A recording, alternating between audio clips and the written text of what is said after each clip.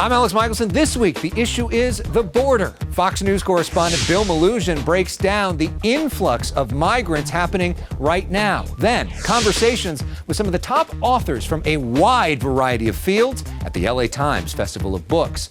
Plus, controller candidate Lanhee Chen, a Republican, just backed by the usually progressive LA Times editorial page. The issue is starts right now.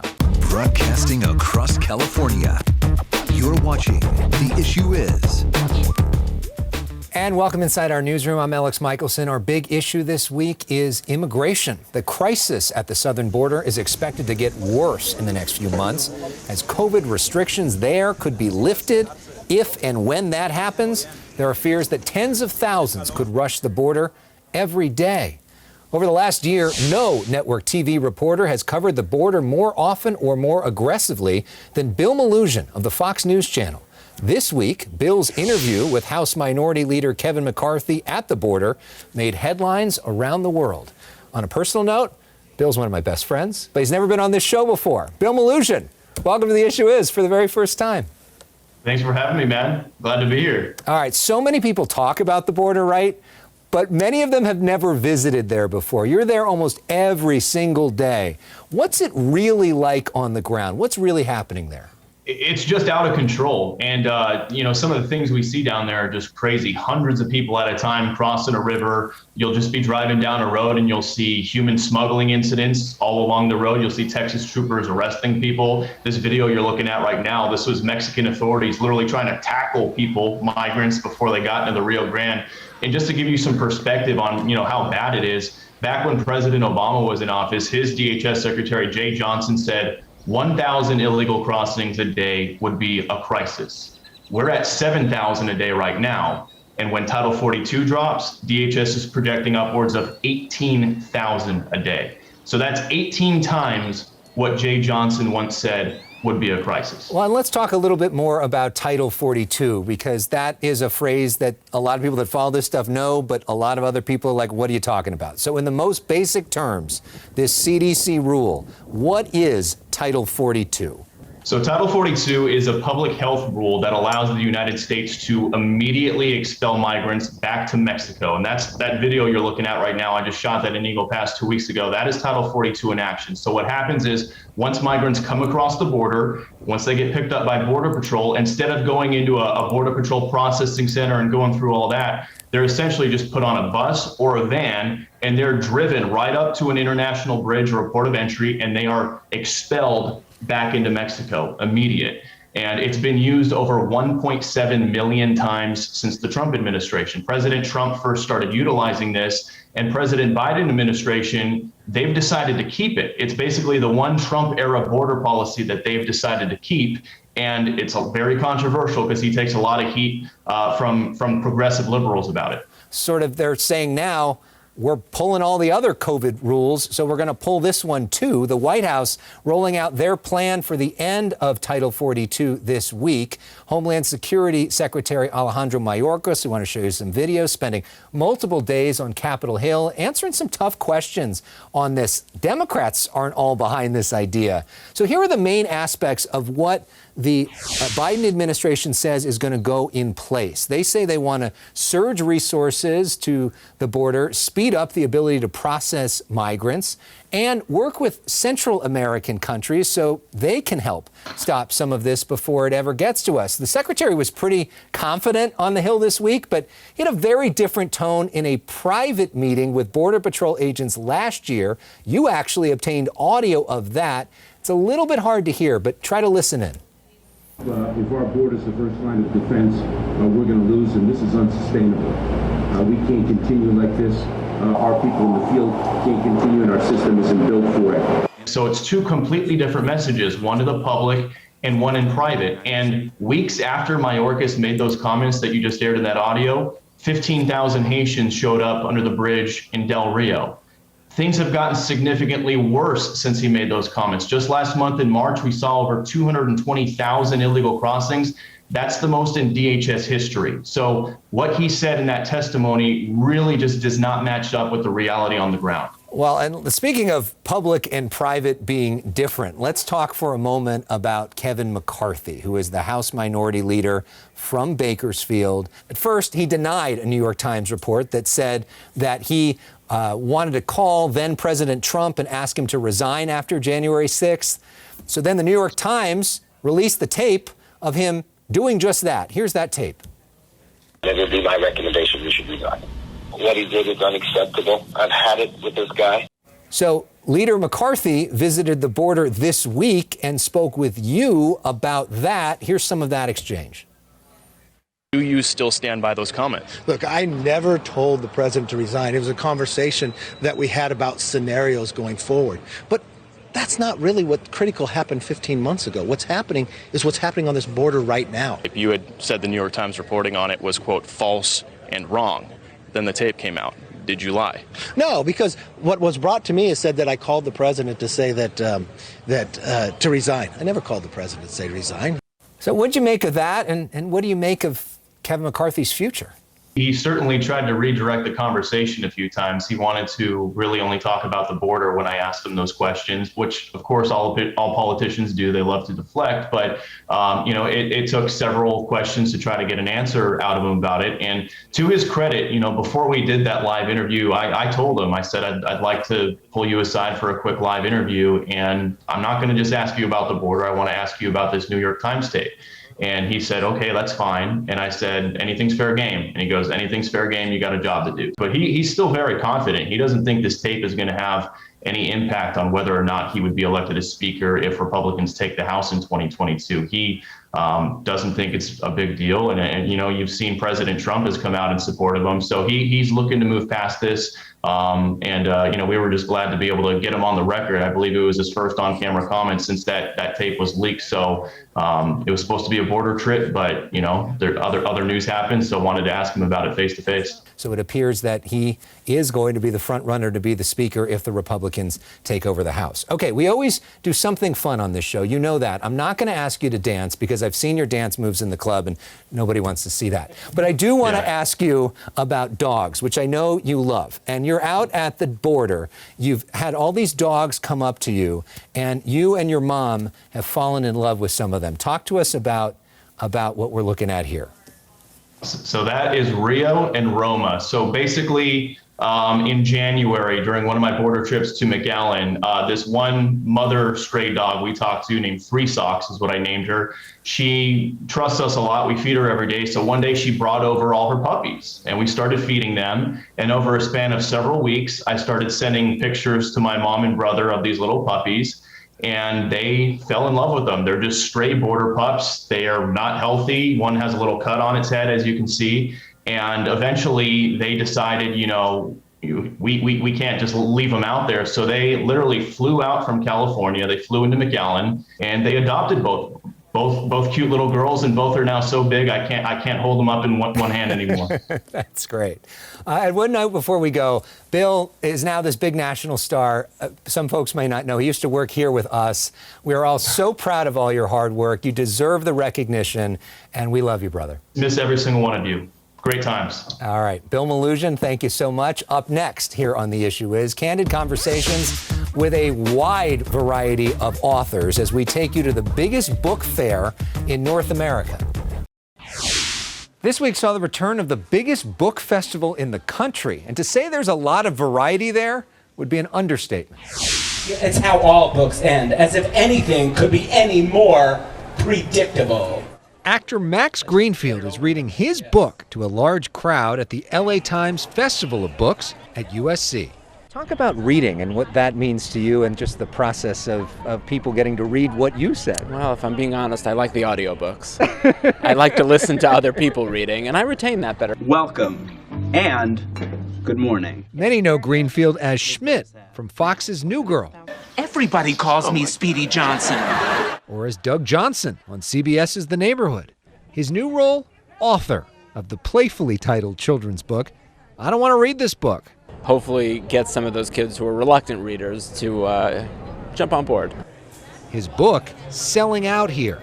I'm just thrilled that the book is being received, and it's one of my favorite things to talk about. There are 550 authors on hand from all different fields. Have you written other children's books? This is the first one. Greenfield, stationed next to the legendary political journalist Carl Bernstein. It's a wonderful, festive occasion. In the 1970s, Bernstein and his partner Bob Woodward broke the Watergate story. I shall resign the presidency effective at noon tomorrow. That led to the resignation of then-President Richard Nixon and Dustin Hoffman playing Bernstein in the film All the President's Men. Have you been threatened if you tell the truth? Now Bernstein has written about it all in his new memoir, Chasing History, A Kid in the Newsroom. What's the most important lesson about journalism somebody like I can learn from your book? Be a good listener. And I say this not to be critical, but I hope you talk to a lot of other people here, because it's not just putting a microphone in front of somebody. It really is about trying to find out what's going on here. Following his advice, we speak to some of the 150,000 book lovers in attendance. I love reading. I love books. We're both book nerds, so this is like heaven to us right now. Most people call themselves, addressed as bookworms. I prefer the term book beast. It's the biggest book fair in North America. Boris Kachka is the book's editor for the LA Times. He says due to the pandemic, this is their first physical gathering since 2019, and virtual isn't the same. People think of books as these solitary things that you read and you write by yourself, but that's not what literature is. That's not what books are. Books are about connecting with each other, and that includes in physical space. I erase to find and to elevate. Amanda Gorman, who famously read her poetry at the Biden inauguration, draws one of the biggest crowds here. Oh, thank you. So does Democratic Congressman Adam Schiff. His book, Midnight in Washington, earns the top prize here for current interest. It was a total shock. Schiff's book takes readers behind the scenes of then-President Donald Trump's first impeachment. And you know that what he did was not right. Over the last several years, my colleagues would stop me on the House floor and say, "Tell me you're writing this down, you better be writing this down." And I would always say, "When do I possibly have time to write this down?" And then the pandemic hit, and that gave me time to be at home and compose my thoughts. Did it feel different than any other vote? Schiff watched old TV interviews to jog his memory since he hadn't kept a journal. Including a number with you. That was the fun part, watching some of the other interviews, more torture. Schiff says now he wants to write even more. I've always enjoyed writing. Years ago, I wrote a number of screenplays. I'm a lawyer in LA, that's what we do. In fact, the former president, one of his attacks on me is he described me as a failed screenwriter. And I remember seeing that and thinking, he doesn't realize that in my LA district, half my constituents are failed screenwriters. That's a compliment. But I would like to write again, although I think what I'll write is a work of fiction. I think I'll write a spy novel next. Eric Dickerson never expected he'd be an author. At running back, number 29, Eric Dickerson. Dickerson is an LA Rams legend and NFL Hall of Famer. Of all the things you've done in your life, and you've done a lot and accomplished a lot, where does author sort of rank into everything? Author's pretty high, I gotta say. Watch My Smoke takes on tough issues like racism, head injuries, and the ugly aspects of the football business. The truth sometimes is not pretty. As a player, Dickerson left it all out on the field and says he did the same as an author. This will be the last book I'll do, I'll tell you that. I won't be doing another one. Why is that? No, I mean, I'm good. I mean, I'm glad I got a chance to do this book because, and I said it on stage that, I don't know if I'll be able to remember all this stuff later in my life because, because of the head injuries that I've occurred. But I'm glad I did it. I'm glad I remember it now. I'm sorry. I didn't make enough for everybody. Actor Danny Trejo is on the cooking stage, making recipes from his cookbook, Trejo's Tacos. What's the secret for the Danny Trejo's cooking strategy? Patience. Just keep doing it. It's like you can get great at anything as long as you practice. In Trejo, My Life of Crime, Redemption, and Hollywood, Trejo writes about his early life as a drug addict and robber, finding God in prison, and dedicating his life to service. Everything good that's happened to me has happened as a direct result of helping someone else. That's how I got into the restaurant business. His book signing, drawing the longest line here. It's just such a blessing. I mean, it's like every morning, it's like just hey, dear Heavenly Father, let me sign every autograph, let me take every picture. But it's such a blessing just to be able to make somebody's day with a how are you, a picture, You know, the only thing I eat is when I'm running through an airport.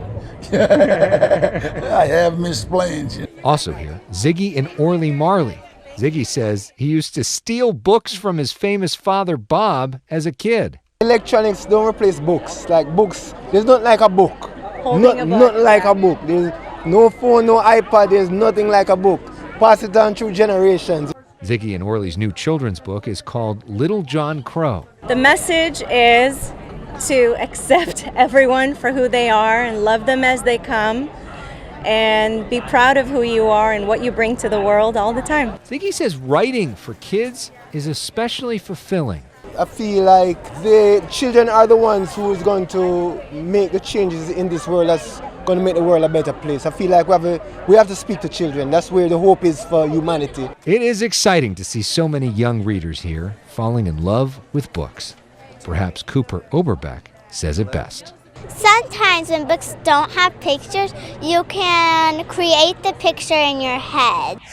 We love her. Our thanks to photographer Rudy Leyva and editor Luke Nixon for really going above and beyond on that story. When we come back, could Lanhee Chen be the first Republican to win statewide in California since 2006? The LA Times is rooting for him. We'll talk to him next. California voters haven't elected a Republican statewide in California since 2006. The usually progressive LA Times editorial page is hoping that changes this year. They recently endorsed Republican Lanhee Chen in the race for California Controller. Here's part of what they wrote. Put it up on the screen. Quote, among this strong field, we believe Chen is the best choice for this election. Why? Because he's a sharp thinker with experience analyzing large financial systems, and because the controller should be as independent from the party in power as possible. Lanhee Chen has 4 degrees from Harvard, served in the Obama administration, was an advisor to Mitt Romney, and is a professor at Stanford. Lanhee Chen, welcome back to The Issue Is. Thank you. Great to be with you. All right, you say you almost fell out of bed when you got that LA Times endorsement. Take us to that moment. Well, I was actually in LA and my phone was buzzing kind of a disproportionate amount early in the morning. I think it was probably about 5:30 or 6 o'clock. And I looked over and I said, well, that looks like me.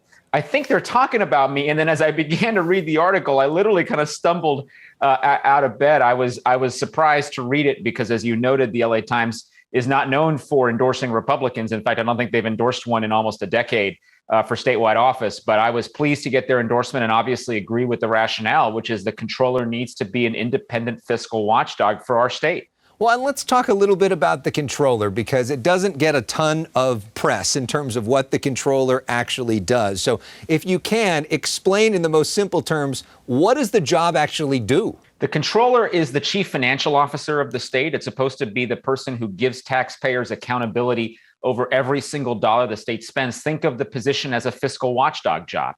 And so really the responsibility of the controller is to ask tough questions and make sure we get answers about where all of this money is going. And so that's why the notion of having somebody who's independent from the party in power is so important. You know, I say the ideal controller needs to be a fiscal watchdog, not a lapdog for the other Sacramento insiders. And that's why this role traditionally should have been filled by somebody who's got some independence from everybody else. And what is the number one biggest difference if you're actually in that job instead of one of the other Democrats? But we're going to be very tough with the audit power. The controller can audit any program of state government at any time. Also, any local program, like, for example, our K through 12 schools. I'm going to use that audit power aggressively without concern for anyone else in state government and really just get to the bottom of where all this money is going so taxpayers understand where their money is being spent. Now, you haven't said whether you voted for Trump, but what do you say to a voter who says, I like a lot of what you're saying, but Trump was so bad, January 6th was so awful, I can't bring myself to support someone who won't denounce him? Well, look, I agree. January 6th was awful. It was an insurrection. And in many ways, those who are involved ought to be prosecuted to the full extent of the law.